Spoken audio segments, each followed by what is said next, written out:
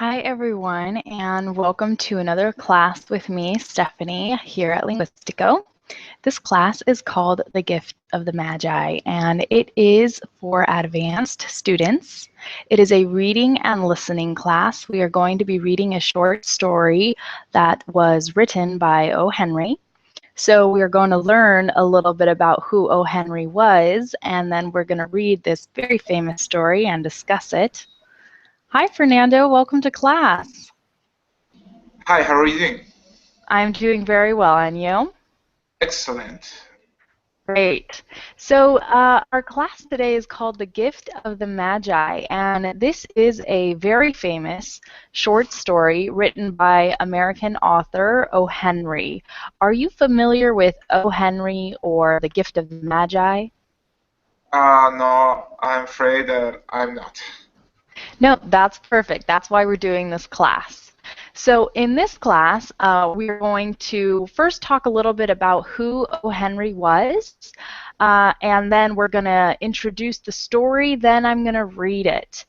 And as I read it, you're going to be able to follow along on a document that I'm going to send you with the story because it's important for me, or it's important for you to be able to see all of the words, especially if, for example, the microphone cuts out or something. So we're going to do that, and then we have some activities. And then we're actually going to listen to the story again. Now, let me tell you why we're going to listen to it twice, okay? Because this story, the original version, to put it simply, is super complicated. Okay? There are many words that it's like we don't even use so much anymore. Hi, Andre. Welcome to class. Hi, Andre. Do you hear me? Yes, I can hear you. Hello. Great. Welcome to class. I see that you changed your picture. Yes, I've changed my picture. Okay, so this is you. This is a picture of you. Yes, it is me. Great. That's cool because now I get to see what you look like. Okay. Okay, cool. I get to put a face with the name. Does that make sense? Yes. Awesome. Okay, so I was explaining to Fernando that we are going to be reading this short story called The Gift of the Magi that was written by O. Henry, a famous American writer. Are you familiar with O. Henry or any of his stories or works? No, I'm not. Okay, that's perfectly fine. That's why we're doing this class. And I hope that you guys feel inspired after this class to do a little bit more research on O. Henry and maybe read a little bit more of the things that he's written because, like I said, he is just a classic in American literature. So really fast, the way that we're going to do this class, I'm going to read well, first I'll read a little introduction onto who O. Henry was. Then we're going to read The Gift of the Magi together. How this is going to work is I'm going to pass you guys a website where you can follow along and read in your head as I read out loud. Okay, so there's a lot of listening involved, and it's a little bit long. I mean, it's a short story, but it's a little bit long, and so I don't want to waste too much time with the reading because I really want us to have time to talk about it. But we're actually going to read through this story twice, and I'm going to tell you guys why. Because the original version, like I was saying earlier to Fernando, to put it simply, is super complicated. There are lots and lots of big words. There are even words that we don't really use in our spoken language that maybe we don't even use anymore because this piece was written over 100 years ago. So it's pretty old. But like I said, it's a classic. So anyhow, what we're going to do is the first go round, that means the first time we read it, we're going to read it in a more simple English. Okay, that way you guys understand what's going on. Then we're going to discuss it, and then I have a video on YouTube that is like 15 minutes long, and it's the complete reading in the original version. And you guys will see what I mean when I say there's big words. I mean, there's even big words for me, and English being my native language. Um, So anyhow, that's what we're going to do. And I want you guys to watch that video just to get exposed to the original version. And this is such a beautiful story. And it really is. And I hope that, you guys will get inspired again and maybe read it again on your own, study it a little bit on your own. But really an hour for this particular piece is kind of a short amount of time. So without further ado, we're going to get started. Are there any questions before I read a little bit about O. Henry? Oh, let's Okay, get great. started. No, there. What? Okay, so I have my packet here. I received this while I was studying as well. Hi, Alexander. Welcome to class. Hello. Hi. You've taken a class with me before, haven't you? Yes. Oh, 2 times. okay, great. Great.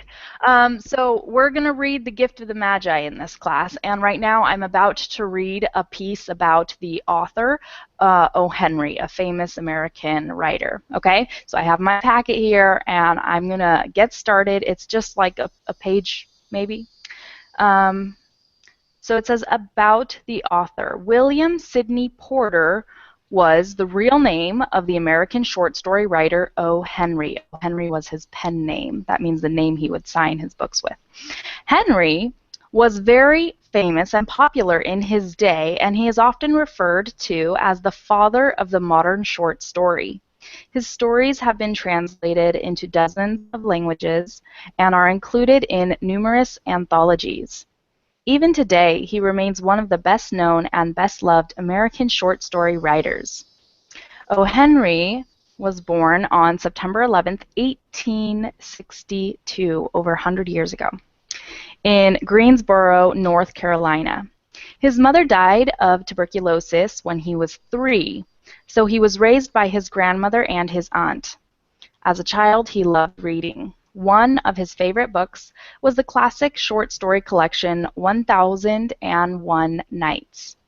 At the age of 15, he left school and started working with his uncle in his drugstore, where he trained to be a pharmacist and a bookkeeper. At the age of 20, he left Greensboro for Texas, and after helping out on a sheep ranch, he moved to the town of Austin. There he had a variety of jobs. He worked as a pharmacist, a journalist, and a bank clerk at the Austin National Bank. While he was living in Austin, he met and married Ethel Estes. 2 years later, they had a daughter, Margaret. During his time at the bank in Austin, O. Henry started publishing a humorous magazine called The Rolling Stone, which included short stories and humorous writings by Henry himself. When Henry lost his job at the bank, he began working on the Rolling Stone full time. But although the magazine was popular and sold well, it didn't make enough money to support his family. Henry eventually closed down the magazine and moved to Houston, where he started writing for the Houston Post.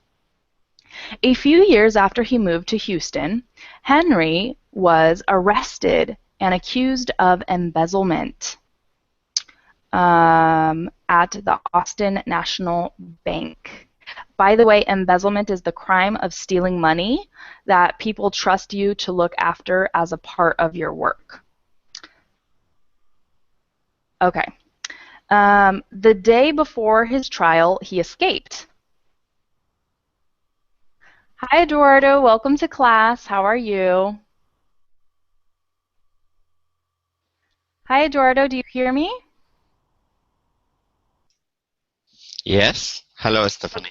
Great. So thank you for joining our listening and reading class today. We're going to be reading The Gift of the Magi. We haven't started. I'm just reading a little bit about the author, O. Henry. He is a classic American writer who was born over 100 years ago. And the story, The Gift of the Magi, that we're going to read was written, I believe, in 1905, 1906-ish, or published at least in those years.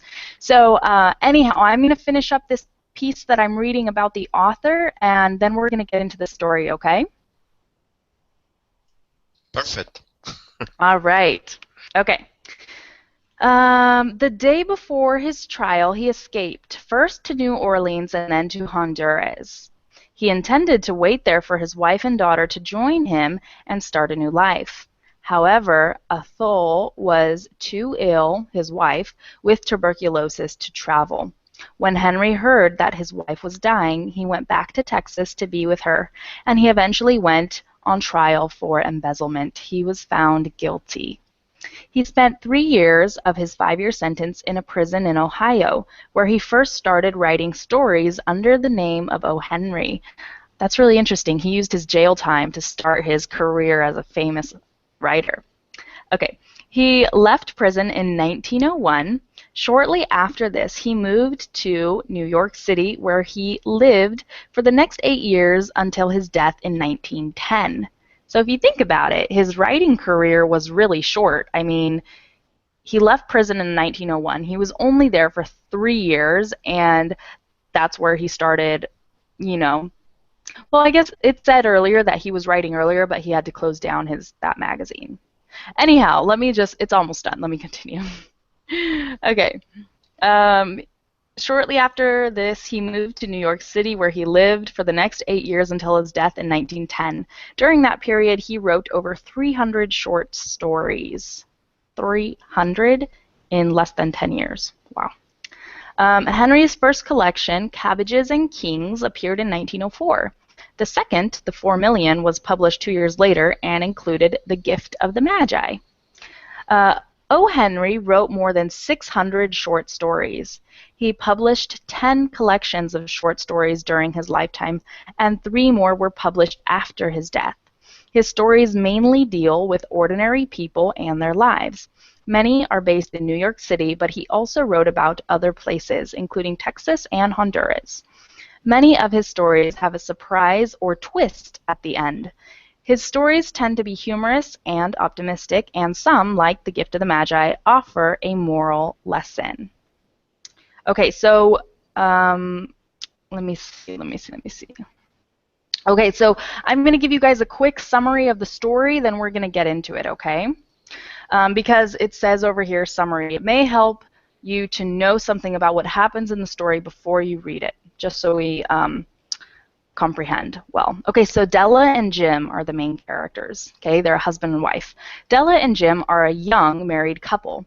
They live in a small, cheap flat in New York City in the early 1900s, so like a little apartment. They are very much in love. It is Christmas Eve. Della wants to buy a Christmas present for Jim, but she has only got $1.87. Now, you guys have to remember, it's not like $1 nowadays. I mean, $1 back then, it was a good amount of money, but it's like still not a lot to be able to buy a nice present, okay? So, she does not think that this is enough to buy him the kind of present he deserves. So she decides to sell the thing she is most proud of, her beautiful long brown hair, in order to raise the money she needs. Della is paid $20 for the hair. This is enough for her to buy a special chain for Jim's most prized possession, a watch that was given to him by his father. Della goes home to wait for Jim to come back from work. She washes her hair and worries that Jim won't like it now that it's so short. She sits at the kitchen table with Jim's Christmas present in her hand and waits for him to come home. But when Jim arrives, she finds that he too has decided to make a sacrifice in order to buy her a special present. Okay, guys, so that was plenty of introduction. We're going to get to the story now. I'm sure you guys really want to hear it, want to see what's going on in this story. So here we go. I'm going to send the link, and please let me know if you are able to open it or not. This is the link, and like I said, we are going to be reading this story in an adapted version, okay? Not the original version, because the original version is super complicated, even for native English speakers. So right now, we're just going to read this version, okay? So, was anybody not able to open it? All right, guys. So please follow along with your eyes, and I'm going to read this story. And please, if there's a word you come across that you don't know, quickly jot it down. Jot it down means to write it down quickly if you can, or just remember that word, and that way we can go over it later and learn some new vocabulary. Okay, guys. So the gift of the Magi, I'm going to zoom in on my screen. $1.87. That was all. She had put aside 1 cent and then another in her careful buying of meat and other food. Della counted it 3 times. $1.87. And the next day would be Christmas. There was nothing to do but fall on the bed and cry. So Della did it. While the lady of the home is slowly growing quieter, we can look at the home. Furnished rooms at a cost of $8 a week. There is little more to say about it. In the hall below was a letter box, too small to hold a letter. There was an electric bell, but it could not make a sound. Also, there was a name beside the door, Mr. James Dillingham Young. When the name was placed there, Mr. James Dillingham Young was being paid $30 a week. Now, when he was being paid only $20 a week, the name seemed too long and important. It should perhaps have been Mr. James D. Young. But when Mr. James Dillingham Young entered the furnished rooms, his name became very short indeed. Mrs. James Dillingham Young put her arms warmly around him and called him Jim. You have already met her. She is Della. Della finished her crying and cleaned the marks of it from her face. She stood by the window and looked out with no interest. Tomorrow would be Christmas Day, and she had only $1.87 with which to buy Jim a gift. She had put aside as much as she could for months with this result. $20 a week is not much. Everything had cost more than she had expected. It always happened like that. Only $1.87 to buy a gift for Jim, her Jim. She had had many happy hours planning something nice for him, something nearly good enough, something almost worth the honor of belonging to Jim. There was a looking-glass between the windows of the room. Perhaps you have seen the kind of looking-glass that is placed in $8 furnished rooms. It was very narrow. A person could see only a little of himself at a time. However, it was very thin and moved very quickly. However, if he was very thin and moved very quickly, he might be able to get a good view of himself. Della, being quite thin, had mastered this art. So they're talking about a mirror, a very skinny mirror. Okay. Suddenly, she turned from the window and stood before the glass. Her eyes were shining brightly, but her face had lost its color. Quickly she pulled down her hair and let it fall to its complete length. The James Dillingham Youngs were very proud of 2 things which they owned. One thing was Jim's gold watch. It had once belonged to his father, and long ago it had belonged to his father's father. The other thing was Della's hair. If a queen had lived in the rooms near theirs, Della would have washed and dried her hair where the queen could see it. Della knew her hair was more beautiful than any queen's jewels and gifts. If a king had lived in the same house with all his riches, Jim would have looked at his watch every time they met. Jim knew that no king had anything so valuable. So now Della's beautiful hair fell about her, shining like a falling stream of brown water. It reached below her knee.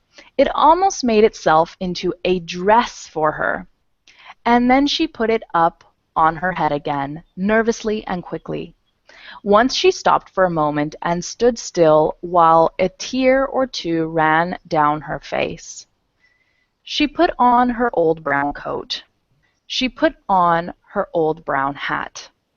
With the bright light still in her eyes, she moved quickly out the door and down the street. Where she stopped, the sign said, "Mrs. Sofroni, hair articles of all kinds." Up to the second floor Della ran and stopped to get her breath. Mrs. Sofroni, large, too white, cold-eyed, looked at her. "Will you buy my hair?" asked Della. "I buy hair," said Mrs. Sofroni. "Take your hat off and let me look at it." Down fell the brown waterfall. $20, said Mrs. Sofroni, lifting the hair to feel its weight. "Give it to me quick," said Della. Oh, and the next 2 hours seemed to fly. She was going from one shop to another to find a gift for Jim. She found it at last. It surely had been made for Jim and no one else. There was no other like it in any of the shops, and she had looked in every shop in the city. It was a gold watch chain, very simply made. Its value was in its rich and pure material. Because it was so plain and simple, you knew that it was very valuable. All good things are like this. It was good enough for the watch. As soon as she saw it, she knew that Jim must have it. It was like him, quietness and value. Jim and the chain both had quietness and value. She paid $21 for it, and she hurried home with the chain and 87 cents. With that chain on his watch, Jim could look at his watch and learn the time anywhere he might be. Though the watch was so fine, it had never had a fine chain. He sometimes took it out and looked at it only when no one could see him do it. When Della arrived home, her mind quieted a little. She began to think more reasonably. She started to try to cover the sad marks of what she had done. Love and large-hearted giving, when added together, can leave deep marks. It is never easy to cover these marks, dear friends, never easy. Within 40 minutes, her head looked a little better. With her short hair, she looked wonderfully like a schoolboy. She stood at the looking glass for a long time, the mirror. "If Jim doesn't kill me," she said to herself, "before he looks at me a second time, he'll say I look like a girl who sings and dances for money. But what could I do? Oh, what could I do with $1.87? At 7, Jim's dinner was ready for him. Jim was never late.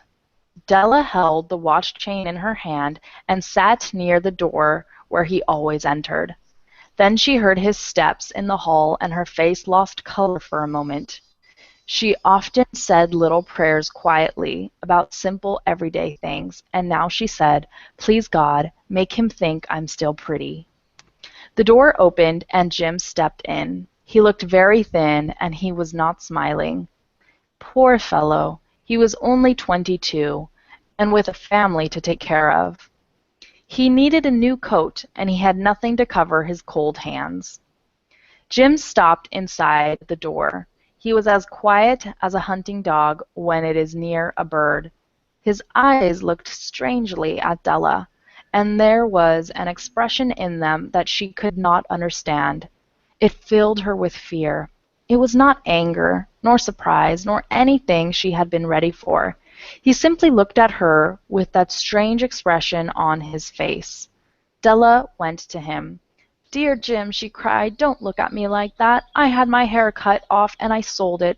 I couldn't live through Christmas without giving you a gift. My hair will grow again.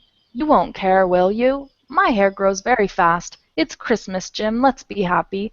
You don't know what a beautiful, nice gift I got for you." "You've cut off your hair?" asked Jim slowly. He seemed to labor to understand what had happened. He seemed not to feel sure he knew. "Cut it off and sold it," said Della. Don't you like me now? I'm me, Jim. I'm the same without my hair. Jim looked around the room. You say your hair is gone? He said. You don't have to look for it, said Della. It's sold. I told you, sold and gone, too. It's the night before Christmas, boy. Be good to me because I sold it for you. Maybe the hairs of my head could be counted, she said, but no one could ever count my love for you. Shall we eat dinner, Jim? Jim put his arms around Della for 10 seconds. Let us look in another direction. $8 a week or $1 million a year, how different are they? Someone may give you an answer, but it will be wrong. The Magi brought valuable gifts, but that was not among them. My meaning will be explained soon. From inside the coat, Jim took something tied in paper. He threw it upon the table. I want you to understand me, Dell, he said. Nothing like a haircut could make me love you any less, but if you'll open that, you may know what I felt when I came in. White fingers pulled off the paper, and then a cry of joy, and then a change to tears. For there lay the combs that Della had seen in a shop window and loved for a long time. Beautiful combs with jewels, perfect for her beautiful hair. She had known they cost too much for her to buy them. She had looked at them without the least hope of owning them, and now they were hers, but her hair was gone. But she held them to her heart, and at last was able to look up and say, My hair grows so fast, Jim. And then she jumped up and cried, Oh, oh! Jim had not yet seen his beautiful gift. She held it out to him in her open hand. The gold seemed to shine softly, as if with her own warm and loving spirit. Isn't it perfect, Jim? I hunted all over town to find it. You'll have to look at your watch 100 times a day now. Give me your watch. I want to see how they look together. Jim sat down and smiled. Della, said he, let's put our Christmas gifts away and keep them a while. They're too nice to use now. I sold the watch to get the money to buy the combs, and now I think we should have our dinner. The Magi, as you know, were wise men, wonderfully wise men, who brought gifts to the newborn Christ child. They were the first to give Christmas gifts. Being wise, their gifts were doubtless wise ones. And here I have told you the story of two children who were not wise. Each sold the most valuable thing he owned in order to buy a gift for the other. But let me speak a last word to the wise of these days. Of all who give gifts, these two were the most wise. Of all who give and receive gifts, such as they are the most wise. Everywhere, they are the wise ones. They are the Magi. Dun, dun, dun. And that's the story. Okay, so I want some thoughts and some feedback on this story. I'll go one by one so we each get to share. I want to know if you understood it, and I want to know what you thought about it. So Alexander, let's start with you. Uh, Turned out I read the story already, Oh, maybe good. a couple months ago. Yeah, because I've been reading books all the time. Oh, Is it great. also, I think, adopted? Very Adapted. adapted. Yeah, Yes. Yes. I It's a lot more simple. yes, I've read it a couple, maybe more months ago. Very, very beautiful story of, yes, I very liked Yes, about great. true love. Exactly, exactly. So, Alexander, could you tell us, just in case it wasn't clear, what's the irony in this story? Why is it so ironic? The Christmas presents and what they give to each other. Why is it ironic? Because they mm, want um, uh, they renounced of the things that was very available to them to make uh, mm, uh, it's her to make how to say it, the other one happy, Hmm. even if you sacrifice something. Yes. So, okay. So, really quickly, Alexander, what was Della's most prized possession that she owned?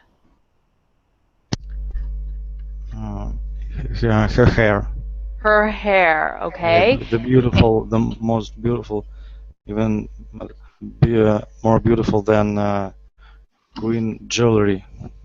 Exactly. Okay, more beautiful than than a queen's jewelry. Her hair was her most prized possession. Okay?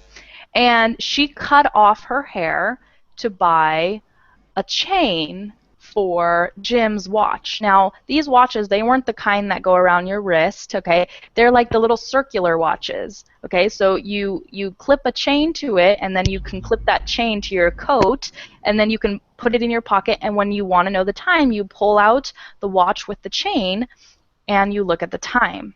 Good. And so it said that Jim, sometimes he would, even though he had a beautiful watch, he would kind of pull it out in private because he didn't have a chain for his watch. And that was kind of like, you know, if you have a watch, you have to have a chain for your watch. And so it was kind of like he was embarrassed. So Della sells her beautiful hair to get him this chain so he can have it for his watch. But what does Jim do? Jim sells his watch to be able to get Della these beautiful combs for her hair. And what it means by these combs, it's like if a woman like takes her hair and ties it up, it's something that I don't even know how to explain it. You can like stick up into your hair like this, and it has like maybe jewels and designs, and it's really beautiful. And you can put your hair up and have these beautiful ornamental decorations and combs in your hair. So basically, at the end of it, she got him a watch. She got him a chain for a watch that he no longer had, and he got her combs for her hair that she no longer had. So, in case that wasn't clear, that's what happened. Um, thank you, Alexander. Now, Andre, what did you think of this story? I think I see more irony maybe than you. They are poor. They don't have a good flat. They don't have enough money to buy food to feed themselves, but they are to buy some gifts which are valuable. And so he he dressed poorly, and he will be wearing a gold chain with his without watches, and she is very thin, and doesn't have uh, beautiful clothes, but she has nice combs. So it Yes. is like ridiculous She a bit. doesn't even have hair to put the combs with. Yes, you're right. You saw even more irony than I saw, or that's like a really good point to bring up. That it's like, okay, so you're really poor, you look really poor, but now you're gonna have this gold chain that you're just gonna pull out of your coat with your watch on it, and you're right that that is ironic. I think it's ironic, but it's also beautiful because it just demonstrates the innocence and the love that this couple has for each other, you know, that they're just so innocent that didn't occur to them. What you just told me, they must have not thought about that. They're just young and in love. So it's quite ironic. Eduardo, what do you think about this story? Well, like Alexander, I listened to this story before in Oxford Bookworms, I think, in a podcast, or I don't remember when, but I remember the story. And yes, like everyone said, is ironic what two people that are in love and are really unselfish uh, do for each other, right? Mm-hmm. Exactly. Good, good. Okay. Okay, and Fernando, what about you? Have you heard this story before as well? Yes, I think I have. Yeah. No. So, but I didn't remember. I mean, the name. But when you were reading it, I remember that I have read it once before. I mean, I don't remember exactly when, but yeah. And also, I don't know if it was a kind of different version because I just remember that there were more like another words. I mean, because I remember that. I mean, for me during that time was very difficult to understand, and I don't know. But also besides the irony of each one of them selling their most valuable possessions, I will remark that well, yeah, I mean, it's very kind of or for from they both that I mean they put first the love that they feel for each other, then well, then the love or how much they appreciate the most valuable thing that they own. So I think that it was very kind from them. I mean, it's to say, okay, I appreciate her or him more than I appreciate my most valuable possession. So they to onto the point that they sold them to buy what they thought that the other will appreciate the most. So Hmm. yeah, it's I mean I think it's very kind of them, and also yeah, it's just that I Yeah. mean. Well, okay, so reading this story kind of hang on. The most wise. Sometimes we do that. We can say the most wise would actually technically be the wisest. But sometimes we say something like the most wise instead of the wisest. And Eduardo, I don't know exactly how to answer this because also, like we have to remember that the story was written a long time ago. So maybe there were like grammatical rules that existed back then that have been since changed. I'm not exactly sure. Okay, okay. Um, I yeah. I was Huh? thinking maybe they are mentioned the wise as the Magi, right? Like we know him in Spain like the three kings, magic Yes. kings. Yeah. Hmm. So yeah, I was Yeah. curious. No problem. So, you guys, this kind of brings up a question that I have, something that I wonder about, and I think we all kind of form our own opinions about it, and I want to hear what you guys think. So, let's talk about Christmas just for a second. I have a quick question. Um, as you guys know, I used to live in California in the United States, and now I live in Argentina.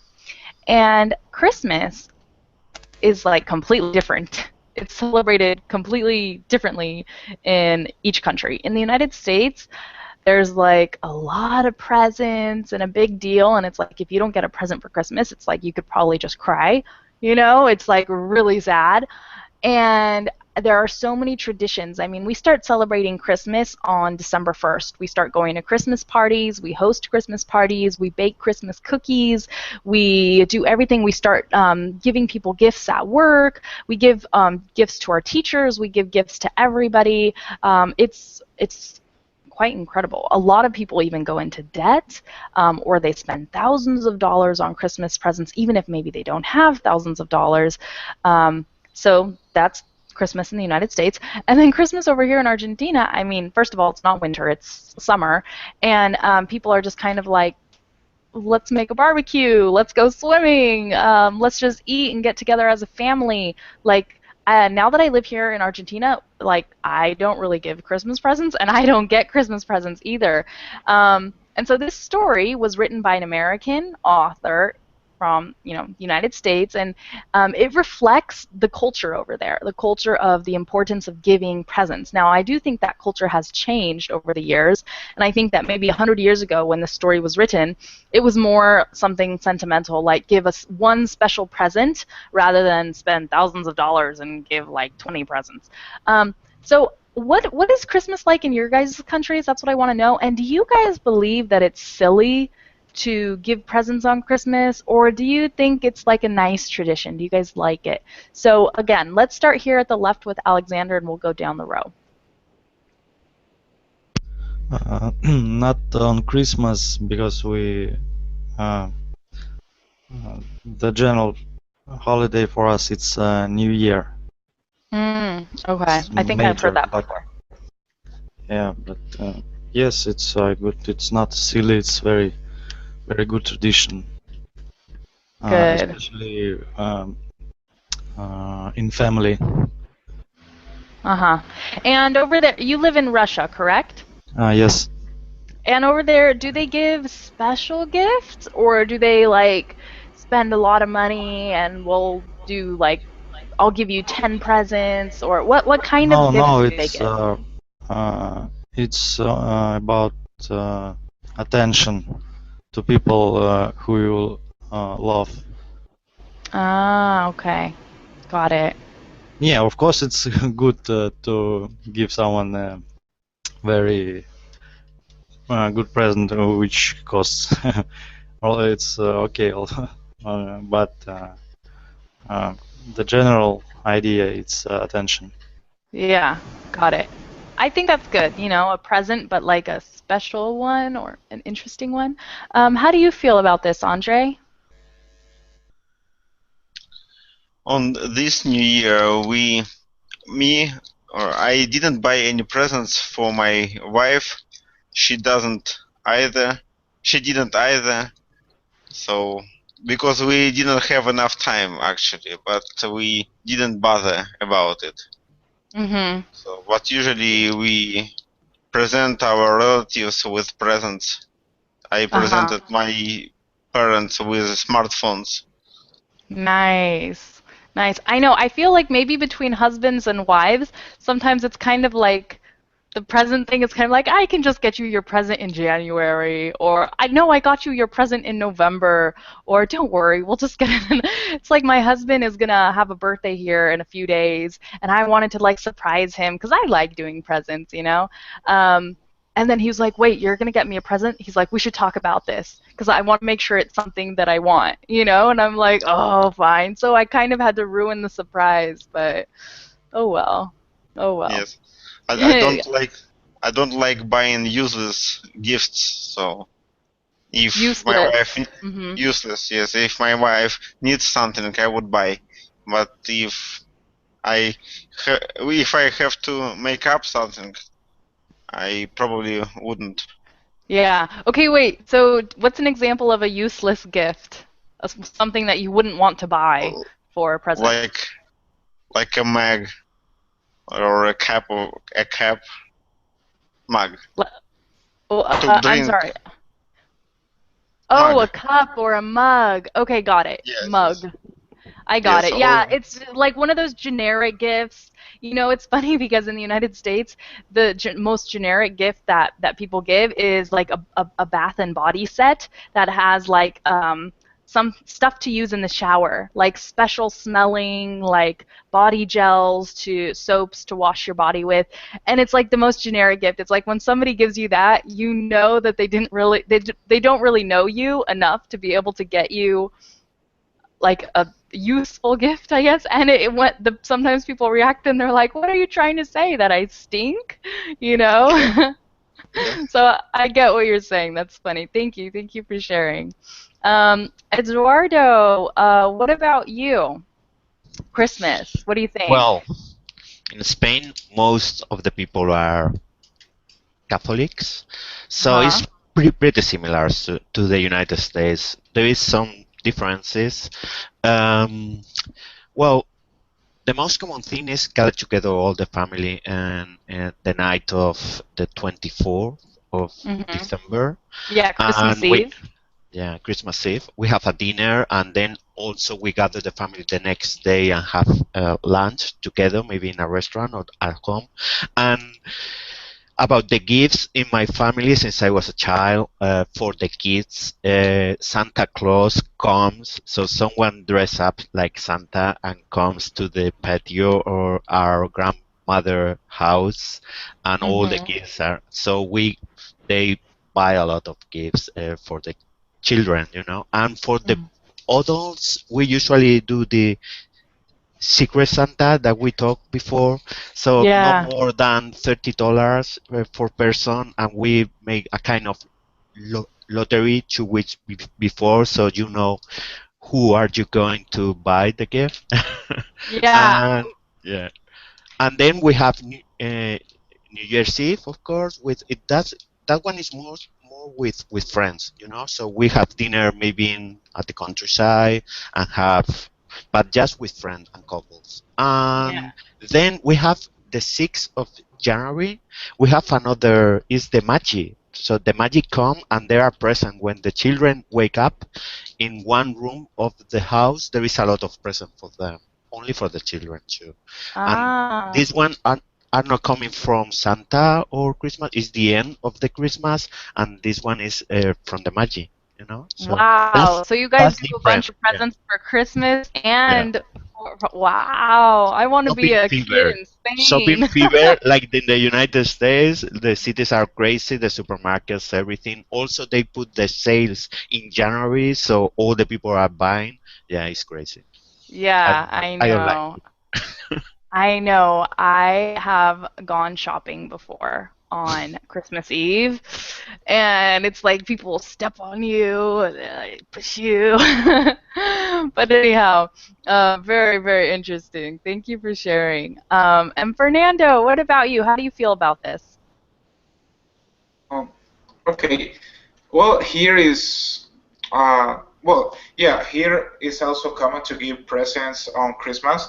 I mean, if you go out to any mall, or I don't know, the places where you buy the gift, the things. I mean, you will see maybe starting from the December 15th or December 15th, something around that date, you will see all the places in the mall with a lot of people buying things and a lot of stuff like that. But here's not maybe that you are going to give a gift to everybody you know. Here's more common just to give gifts to your family and relatives. I mean, or the people that is closer to you, because and with the other people that maybe is not so close to you, or just are friends but not really good friends. Usually, what we do is if you could have a kind of dinner or something like that, everybody together, right? Any of those days, but here is just is more often we're going to give presents only to the family members and your closest friends, maybe, yeah. And also Hmm. we sometimes do cookies here and all those stuff, yeah, but maybe it's not so big, I mean, or it's not so common as in the United States. But yeah, as a lot of families, well, not all of families, but yeah, some, uh, a lot of families that does it. So Yeah. yeah. So I have a quick question just because I'm curious, and then we'll move on. Okay, so have you guys heard of Christmas caroling? If you haven't, this is where people sing Christmas songs like "Here Comes Santa Claus, Here Comes Santa Claus," that one, or the Silent Night one, or the First Noel. All of these Christmas songs. It can be about Jesus, or it can be about Santa Claus. I mean, usually it's about one or the other. um, and then people get together in a big group and they knock on their neighbors' doors or a stranger's doors, and then when the people open, everybody starts to sing. And it's called Christmas caroling.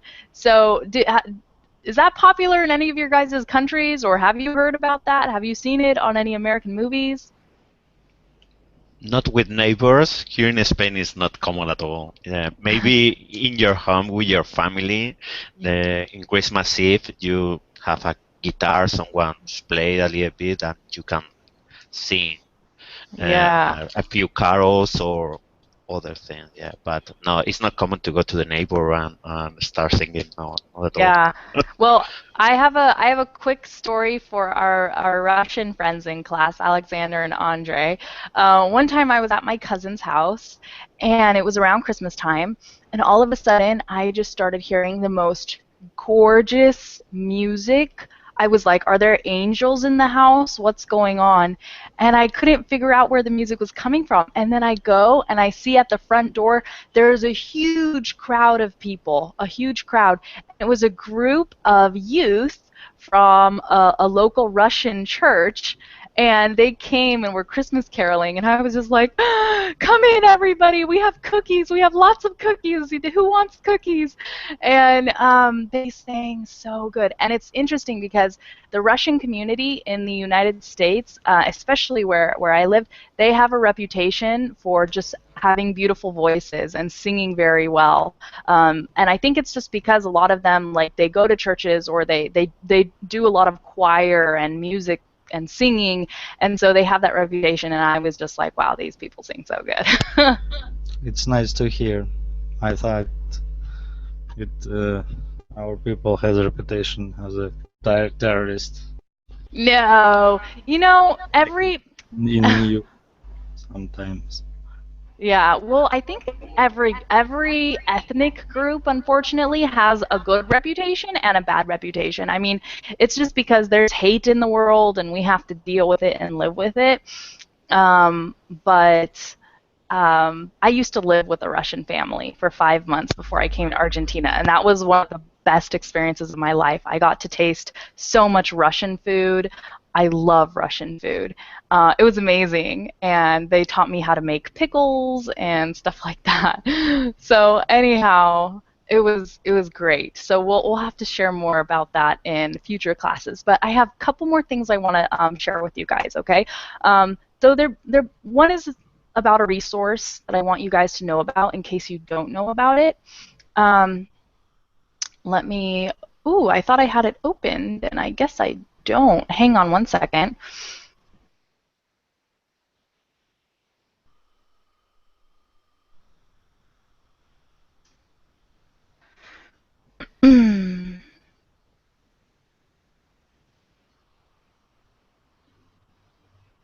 Sorry, guys.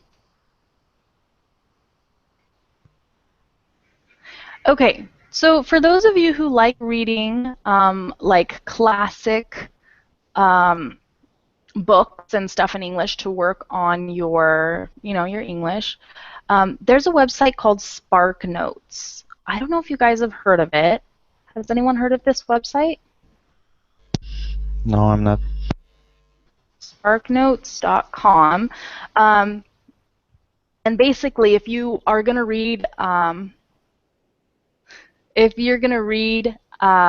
like a book or something like The Great Gatsby, have you guys heard of The Great Gatsby?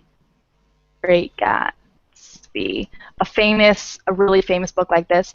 Generally on SparkNotes, they have like a summary of the book, themes, motifs, symbolism, a character list, a plot list, and so you can use it as a resource to help you study. And this, I actually had went to eNotes. I thought I went to SparkNotes and I didn't. But anyhow, here if you guys click this link, it's from enotes.com, and it has some more information on this, the gift of the Magi, and you can read about the characters. You can do a little study on your own about it.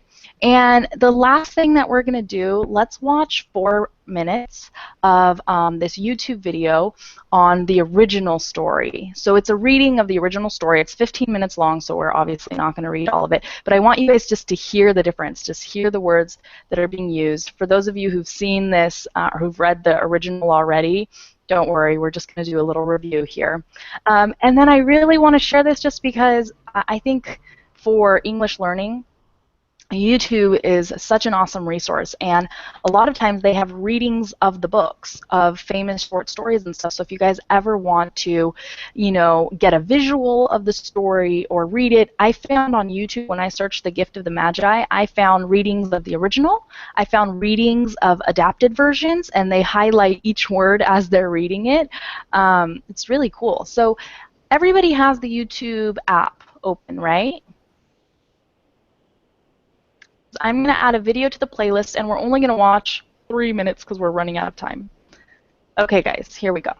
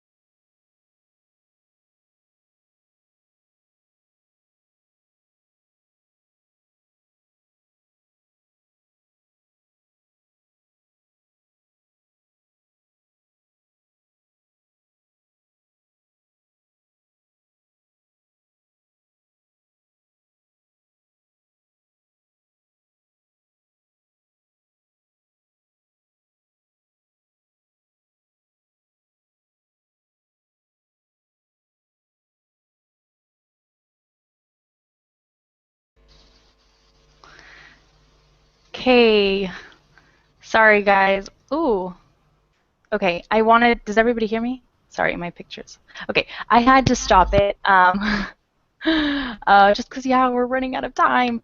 And here I have a link to, ah, oh, there we go. This should be the regular version, if you guys want to read the regular version. How did you guys like the way this story sounds read by this guy? I think he's doing a really good job. Good? I'll listen to it later. You what? I will listen to it later. Yes, yes. That's why I'm sending all of this extra information because, like I said, 1 hour to cover this story is quite a short amount of time. That's why, if anybody's interested, they could look it up on their own. Where can you guys find adapted material? I actually don't know.